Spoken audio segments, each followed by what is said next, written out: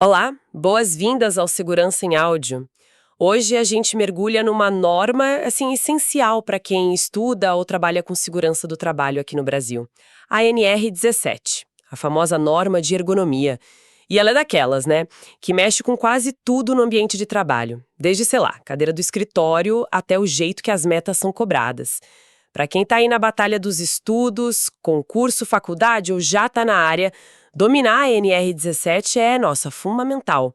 A ideia aqui é passar pelos pontos-chave dela, dos anexos também, de um jeito que faça sentido prático. Exato. E para começar a entender a NR17, o ponto de partida é o objetivo dela, que está logo no item 17.1.1, sabe? É estabelecer diretrizes e requisitos para adaptar o trabalho às características psicofisiológicas das pessoas. Então a lógica é o trabalho se adaptar à pessoa e não o contrário. Perfeito. É essa a ideia central. O trabalho que tem que ser pensado para a gente. E não a gente ter que se espremer para caber num trabalho mal planejado. E o que se espera com isso? Basicamente 4 coisas: conforto, segurança, saúde e, olha que interessante, desempenho eficiente. Então a norma já conecta ergonomia com eficiência, não é só evitar lesão. Justamente. É trabalhar melhor de forma mais saudável. A boa ergonomia ajuda na produtividade também. E quando a norma fala condições de trabalho, ela está falando de quê exatamente? É um conceito bem amplo, né? Sim. O subitem 17.1.1 detalha isso. Inclui, olha só, levantamento, transporte e descarga de materiais. O mobiliário, claro. A cadeira, a mesa. Isso. Trabalho com máquinas, equipamentos, ferramentas.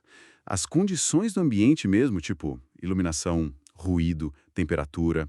E um ponto super importante, a organização do trabalho. Ah, organização, ritmo, pausas, essas coisas. Exatamente. E para quem isso tudo se aplica?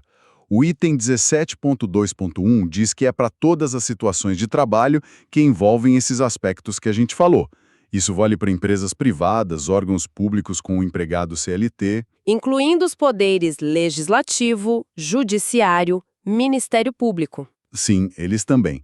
E o 17.2.2 ainda menciona que se aplica no que couber a outras relações jurídicas. É bem abrangente mesmo. Entendido o que é e para quem é. Agora o como, né? Como a norma guia a gente para avaliar se o trabalho está adequado? Aí a gente entra no item 17.3, da avaliação das situações de trabalho. Isso. Aqui a norma traz, digamos, 2 camadas de avaliação. A primeira é a avaliação ergonômica preliminar, AEP. AEP, que seria? Pensa numa primeira olhada, sabe? Uma varredura inicial que toda empresa tem que fazer. O objetivo é identificar os perigos ergonômicos mais óbvios e já direcionar algumas medidas preventivas. Tipo um checklist inicial, talvez. Pode ser, mas não só. O 17.3.1 fala que podem ser abordagens qualitativas, quantitativas, semi-quantitativas, depende da situação. O importante é que ela tem que estar integrada com o gerenciamento de riscos gerais da empresa, o PGR da NR1, sabe? Ah, então ela conversa com o PGR. Sim, os resultados da AEP vão subsidiar o PGR. E claro, tudo tem que ser registrado. Isso está no 17.3.1.2.1. Ok, essa é a AEP, a preliminar. Mas e se ela não for suficiente? Ou se o problema parecer mais complexo? Aí então surge a segunda camada. A análise ergonômica do trabalho, a famosa AET. Essa é uma investigação bem mais profunda. E quando que ela é necessária? Não é para todo mundo sempre. Não sempre. O item 17.3.2 lista situações. Precisa de AET quando a própria AEP já indica essa necessidade. Tipo, olha, aqui o buraco é mais embaixo. Ou quando as medidas que a empresa já tomou não resolveram. Entendi. Ou ainda, se o médico do trabalho, lá no PCMSO, suspeitar de ligação entre o trabalho e algum adoecimento.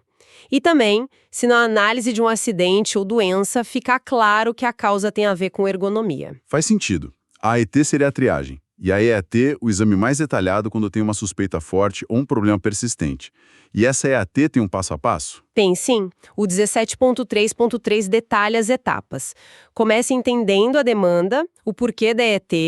Depois, tem que analisar como a organização funciona, os processos e, principalmente, a atividade real do trabalhador. Atividade real, tipo, o que ele faz de verdade, não só o que está no papel. Exatamente, porque muitas vezes tem uma diferença grande. Aí se usam métodos e técnicas para analisar isso, se faz um diagnóstico, se propõe recomendações e, ponto-chave, tem que apresentar e validar tudo isso com os trabalhadores. A participação deles é crucial. Nossa, bem completo o processo. E tem alguma empresa que está liberada de fazer essa E tão detalhada? Tem. O 17.3.4 dispensa, a princípio, as microempresas ME, empresas de pequeno porte, EPP, de grau de risco 1 e 2, e o MEI de elaborar a AE. Ah, boa notícia para eles, então. Mas com porém importante. Essa dispensa cai por terra se a necessidade da AE vier por causa daquelas situações que a gente falou antes, indicação do PCMSO ou análise de acidente e doença que aponte causa ergonômica. Ah, então se tiver um problema real de saúde ligado ao trabalho, mesmo a ME ou EPP tem que fazer a AI. Isso mesmo. Nesses casos, a dispensa não vale. E claro, mesmo dispensadas da AE, todas as outras exigências da NR17 continuam valendo para elas. E é bom reforçar, tanto a EP quanto a AE não são só papel para guardar. Os resultados têm que ir para o inventário de riscos do PGR, como manda o 17.3.5. E tem que ter plano de ação, né? O 17.3.6 fala disso. Para resolver os problemas encontrados. Exato. E o relatório da EET precisa ser guardado por 20 anos. E, de novo, ouvir os trabalhadores, como diz o 17.3.8, é essencial em todo o processo. Perfeito. Saindo da avaliação, vamos para a organização do trabalho, o item 17.4. Aqui a coisa fica interessante, porque não é só sobre levantar peso ou a altura da mesa, né? Nem um pouco. Esse item 17.4 mostra como a ergonomia olha para o trabalho de um jeito bem amplo, sabe? A norma manda a empresa considerar um monte de coisa na organização do trabalho. Tipo o quê? Olha, o 17.4.1 lista as normas de produção, as metas, o modo como a tarefa é feita, o modo operatório, a exigência de tempo, o ritmo de trabalho. A pressão, né? Sim, a pressão do tempo. E também o conteúdo da tarefa em si, o que ela exige mentalmente, os aspectos cognitivos, tudo isso impacta. E quando a avaliação ergonômica identifica sobrecarga, seja muscular ou mental, ou posturas ruins, movimentos repetitivos, força demais, vibração, a organização tem que tomar medidas. Isso está no 17.4.2 e 17.4.3. E que tipo de medidas a norma sugere para lidar com isso? O 17.4.3.1 dá algumas cartas na manga. A mais famosa, talvez, sejam as pausas para recuperação. E atenção, essas pausas contam como tempo de trabalho efetivo, viu? Não pode descontar. Ah, importante isso. E que mais? Tem a alternância de atividades, para não forçar sempre o mesmo músculo ou postura. Dá para mudar o jeito de fazer a tarefa, a organização do trabalho em si, ou outras medidas técnicas. E se não der para mudar a tarefa? Se ela for assim mesmo desgastante? Boa pergunta. Aí o 17.4.3.1 é claro, se não der para implementar as medidas de alteração da tarefa ou outras soluções técnicas, aí as pausas e alternância de atividades viram obrigatórias. É um jeito de garantir um respiro. Entendi. E para a pausa funcionar tem regra? Tem. O 17.4.3.2 diz que elas não podem levar a um aumento do ritmo depois, tipo, descansa agora e corre depois. E tem que ser feitas fora do posto de trabalho. E claro, a ida ao banheiro, para necessidades fisiológicas, é sempre garantida, né? E está ligado com a NR24.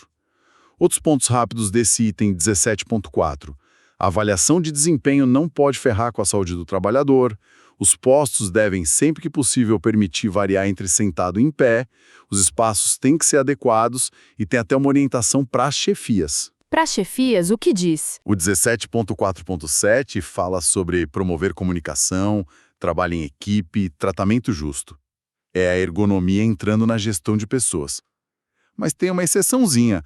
Empresas com até 10 empregados ficam fora dessa orientação específica de gestão. Muito bom ver essa conexão da gestão com a ergonomia. Agora, um clássico da NR17. Levantamento, transporte e descarga individual de cargas. O item 17.5. O peso. Esse é um ponto crítico. A regra de ouro está no 17.5.1. É proibido exigir que o trabalhador transporte manualmente uma carga se isso puder comprometer a saúde ou a segurança dele. Ponto. E tem limite de peso. A norma não crava um número mágico em quilos, mas o 17.5.1 fala em reduzir a carga para mulheres e trabalhadores jovens, remetendo à avaliação ergonômica para definir isso.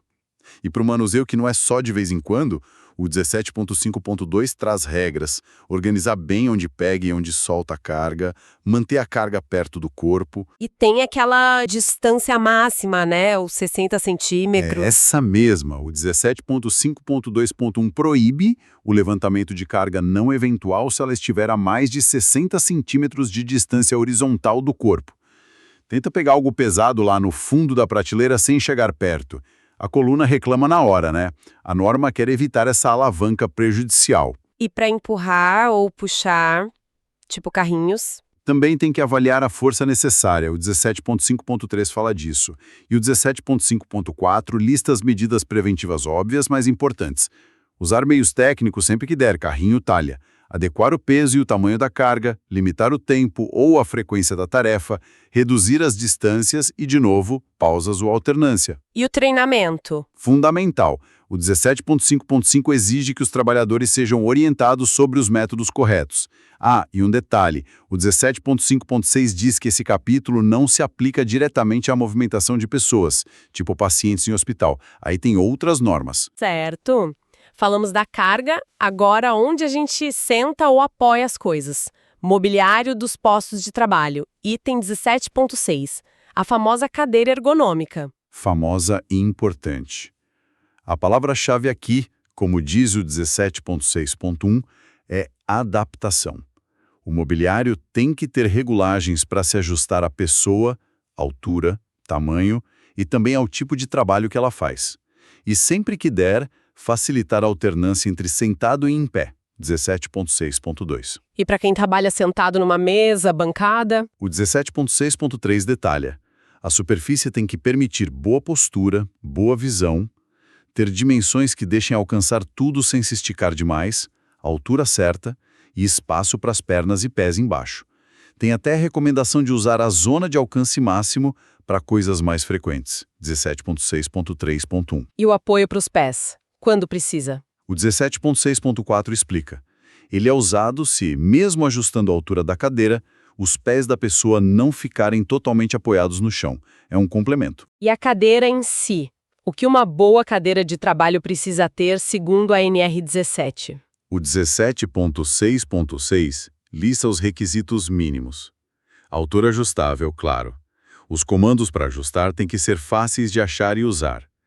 A base tem que ser estável, geralmente com rodízios. A borda da frente do assento arredondada para não apertar as coxas. E o encosto com formato que dê apoio para a região lombar. E para quem trabalha em pé? Aí o 17.6.7 diz que tem que ter assentos para descanso disponíveis para serem usados nas pausas. Esses assentos de descanso não precisam ter todos os ajustes da cadeira de trabalho normal. Entendido.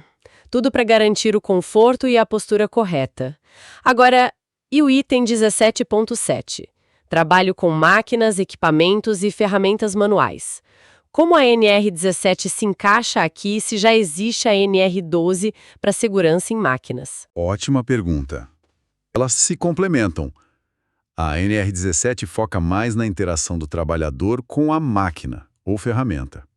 O 17.7.1 já diz que tem que atender a NR12, claro. Mas o 17.7.2 reforça que os componentes, os comandos, têm que ser projetados para serem claros, fáceis de usar, para reduzir a chance de erro. Foco na usabilidade. E as telas de computador, os VDTs? O 17.7.3 fala delas. Tem que permitir ajuste pelo trabalhador, brilho, contraste. E o 17.7.3.1 diz que o equipamento ou suporte tem que permitir ajustar a tela em altura, inclinação, distância, para evitar reflexo e má postura. E o laptop, que a gente usa tanto hoje em dia, home office bombando? A norma pensou nisso. O 17.7.3.2 diz que, se o uso do laptop não for só eventual, a empresa tem que dar meios para adaptar. Pode ser um teclado independente, um mouse, um suporte para levantar a tela e ela ficar na altura dos olhos. Ah, para evitar ficar curvado sobre ele, né? Exato. E para ferramentas manuais, o 17.7.4 fala em usar dispositivos de sustentação se elas forem pesadas. O 17.7.5 foca no design. Tem que ser fácil de usar, não pode machucar a mão por compressão. E o 17.7.6 fala da importância de escolher a ferramenta certa para o trabalho, considerando formato, textura. Cobrimos a organização, o esforço, o mobiliário, as ferramentas. Falta o cenário disso tudo, o ambiente. E tem 17.8, condições de conforto no ambiente de trabalho. Isso, o contexto. Começa com a iluminação, 17.8.1. Tem que ser adequada para a tarefa, natural ou artificial. O principal, segundo o 17.8.2, é evitar problemas como ofuscamento, reflexos ruins na tela, sombras que atrapalhem, contrastes muito fortes. E tem nível mínimo de luz. Tem. O 17.8.3 manda seguir os níveis mínimos de iluminância da NHO 11 da Fundacentro. É uma norma técnica bem conhecida. Temperatura. Principalmente para quem trabalha em escritório, né, que precisa de concentração. Justamente. O 17.8.4 foca nisso. Para atividades que exigem muito da cabeça, muita atenção, tem que ter conforto acústico e térmico. Para o ruído 17.8.4.1, a ideia é seguir valores de referência ou não passar de 65 decibéis-A. 65 decibéis-A. Isso. E para o clima, 17.8.4.2, em ambiente climatizado, a faixa de temperatura sugerida é entre 18 e 25 graus Celsius. E tem que controlar também a velocidade do ar e a umidade relativa. Ah, e evitar aquela corrente de ar direto em cima da pessoa, sabe? 17.8.4.2.1. Aquela que dá torcicolo. Essa mesma. Claro que, se tiver norma específica para alguma condição, tipo frio ou calor extremo, ela vale mais. 17.8.5. Ufa! Quanta informação só na parte geral da NR17, hein? Cobrimos bastante coisa. E olha, se essa nossa conversa está ajudando a entender melhor a NR17, seja para os estudos ou para o trabalho, que tal dar um curtir ou uma força na avaliação aí na sua plataforma? Ajuda a gente a saber se está no caminho certo. Bom, mas a NR17 não acaba aí, né? Tem os anexos, que são focados em atividades específicas. Vamos dar uma olhada rápida? Começando pelo anexo 1, dos operadores de checkout. Pessoal de caixa de supermercado, por exemplo. Exato. O anexo 1 pega tudo que a gente falou da NR17 e aplica na prática do caixa. Ele detalha muito o posto de trabalho. Dimensões, tem que poder trabalhar sentado e em pé, tipo de cadeira, apoio para pés, até o tamanho da esteira rolante. Comunicação visual com o cliente, não pode ter quina viva. Bem específico. Muito. Fala do equipamento também. Scanner que facilite o movimento, balança acessível, segurança, do ambiente, além do conforto geral, proteger do clima se for perto de porta, da manipulação das mercadorias, reduzir esforço, ter ajuda para ensacar se precisar, como pesar. E não para no físico. Aborda a organização do trabalho, como organizar a fila, as pausas obrigatórias, além das gerais da NR17, rodízio de função para não ficar só no caixa, e proíbe avaliar o desempenho só pelo número de itens que a pessoa passa. Nossa, isso é importantíssimo. Fundamental. E ainda fala de aspectos psicossociais, proibindo constrangimento e da necessidade de treinamento específico sobre os riscos e as medidas de controle daquela função. É um belo exemplo de como a norma desce no detalhe para uma atividade. E o anexo 2 de teleatendimento, telemarketing, imagino que seja ainda mais detalhado, né? Call center tem muita particularidade. Com certeza. O anexo 2 é talvez um dos mais detalhados anexos de NR. Ele é super específico para o ambiente de call center, ativo ou receptivo. Começa pelo mobiliário. A cadeira tem que atender a NR17, mas tem mais especificações ainda, de dimensão, ajuste de altura, profundidade, encosto, apoio de braço, Tudo detalhado. tudinho. A bancada também. Medidas mínimas, borda arredondada, espaço para as pernas, exige ajuste independente para monitor e teclado, apoio para pés é obrigatório se precisar, é quase um manual de montagem do posto. E os equipamentos e o ambiente no call center? Equipamentos. Foco total nos headsets. Tem que ser individuais, higienizados regularmente, com controle de volume e, crucial, proteção contra choque acústico, aquele barulho muito alto e súbito na linha. Monitores sempre na frente, ajustáveis. No ambiente, reforça muito o conforto acústico, que é um problemão em call center, né? Além do térmico e da qualidade do ar, citando até norma da Anvisa. E a organização do trabalho no anexo 2, que é onde costuma pegar mais nesse setor. Exatamente. Aqui o anexo 2 é bem rigoroso. Define jornada máxima de 6 horas por dia, 36 por semana, já incluindo as pausas. Regula trabalho em domingo e feriado. Define um esquema de pausas bem claro. São 2 pausas de 10 minutos contínuos, fora o intervalo de refeição de 20 minutos para essa jornada. 2 de 10 mais uma de 20. Isso, para a jornada de 6 horas. E tem regra para a jornada menor também. Essas pausas têm que ser registradas. Garante saída para o banheiro a qualquer momento. E proíbe um monte de coisa. Que tipo de proibição? Proíbe monitoramento que só serve para acelerar o ritmo. Proíbe aqueles scripts que a pessoa tem que seguir na vírgula sem poder adaptar nada. Proíbe qualquer forma de assédio moral, claro. Proíbe expor publicamente a avaliação do trabalhador. Garante privacidade. E diz que o tempo de atualização de sistema, treinamento, ajuste conta como trabalho.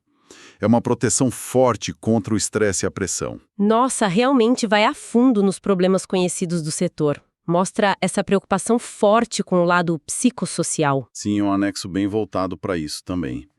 E ainda tem exigências sobre capacitação, conteúdo, frequência, condições sanitárias, ligada à NR24, água, ao local de descanso, integração com PCMSO, com foco em voz, audição, vigilância epidemiológica, CAT. E exige uma AET específica para a atividade, com conteúdo mínimo definido. E, claro, adaptações para pessoas com deficiência. Uau! Recapitulando tudo, então, a NR17, com a parte geral e os anexos, formam um conjunto bem robusto, né? Não é só a postura, não é só o peso, é olhar para o trabalho de um jeito completo. Físico, mental, o ambiente, a forma como é organizado. Esse é o espírito da coisa.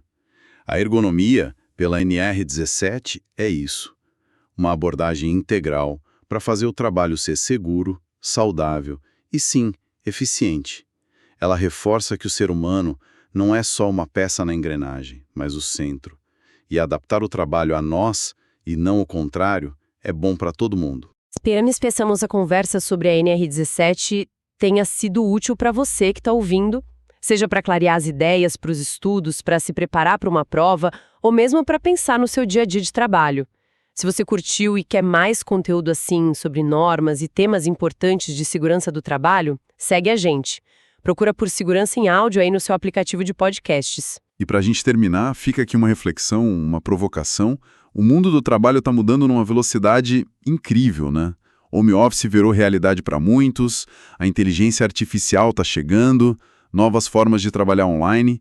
Como será que a ergonomia, e talvez a própria NR17 no futuro, vai ter que se adaptar para continuar garantindo que o trabalho se ajuste às nossas necessidades psicofisiológicas nesse cenário todo novo? Quais os próximos desafios? Ótima pergunta para a gente continuar pensando sobre o futuro do trabalho e da segurança. Muito obrigada pela sua audiência e a gente se encontra na próxima análise aqui no Segurança em Áudio.